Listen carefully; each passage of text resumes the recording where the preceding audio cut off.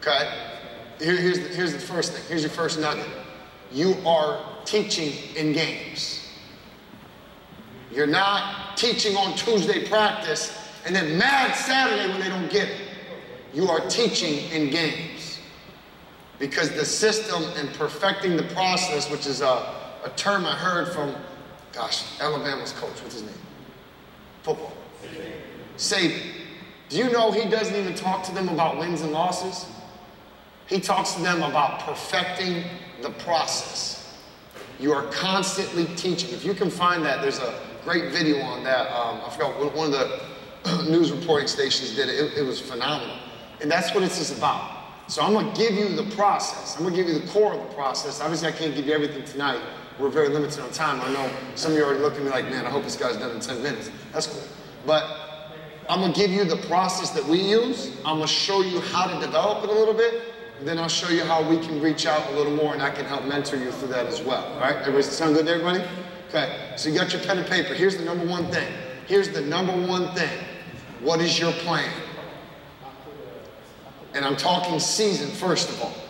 What is your plan? I don't want you to, I don't know your plan, but I'm just joking. Say the question, answer later. Just write down that you need a plan. And then your homework's to figure out your plan. And I'm gonna give you some guidelines here. I'm gonna give you some guidelines. Number one, find 3 things, and if we're talking 5 and 6 year olds and 6 and 7, it may only be 2. Again, knowing the development level, that you're gonna be good at. That not every kid's gonna get it because you only got 8 hours of practice for the whole season. I mean, I get my girls 8 hours every 3 days and we're still not good at everything. But what are you gonna be really good at that A, will develop them, B, will at least give them a chance to be competitive? And it's not all about the wins, it's not. But this game's very competitive, and as you start to look into these club levels and they start to look at that next level that they will eventually get into, then they should start to learn and understand what at least competing is. Because I watch, and I'm telling you, I see all these ages, I see a lot of kids fizzle out because they didn't at least learn what competing was. Not winning and dominating, but competing. And you've got to have a competitive plan for the game plan. Whether or not they put it out there on the floor that night, I don't know. That's a different story, but at least you gave them something that they can learn from and they have something to go in the game with, okay? So what are you gonna do? And I can tell you colleges, even college teams go by the rule. 3 things they're gonna be good at, okay? I like to do that because now what you do is you take whatever it is you use, the paper, if you want to be the old school coach with the folded paper, tucking in the shorts in the back. I coach girls. I can't be like going like this for like 2 hours a day, okay? But I like these. You can get these HEB, it's like, like the spiral binders, but it's tear off index cards. I love these because now I got my practice plan every day.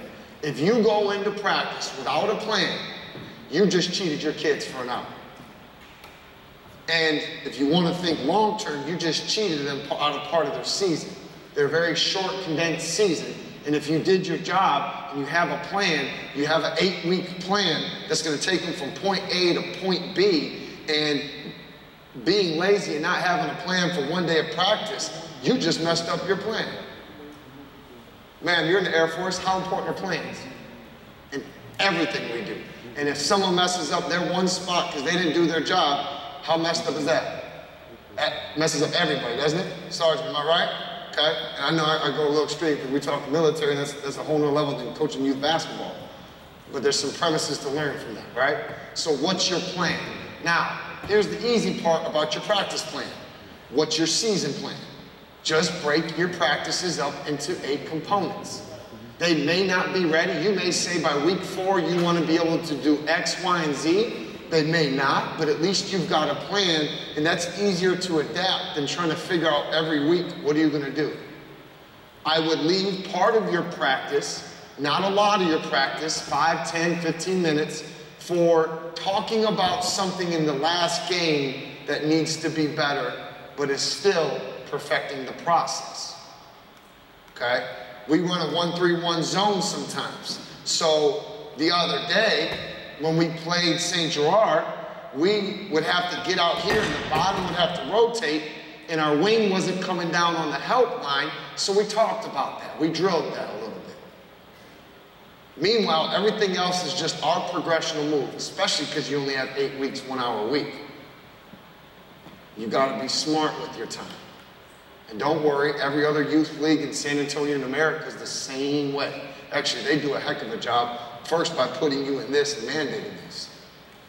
I see a lot of youth leagues, trust me, I see a lot of youth leagues. I'm talking CYO, I don't even put names out there like that. But they get none of this, and they have no one that talks to them for the season and tell them what you're being told right now, and you can just imagine how those practices go. It looks like a bunch of cats just running around crazy. It's crazy.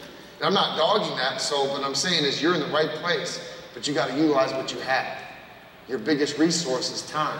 Time and your players. Those are your resources. How do you use them? So that's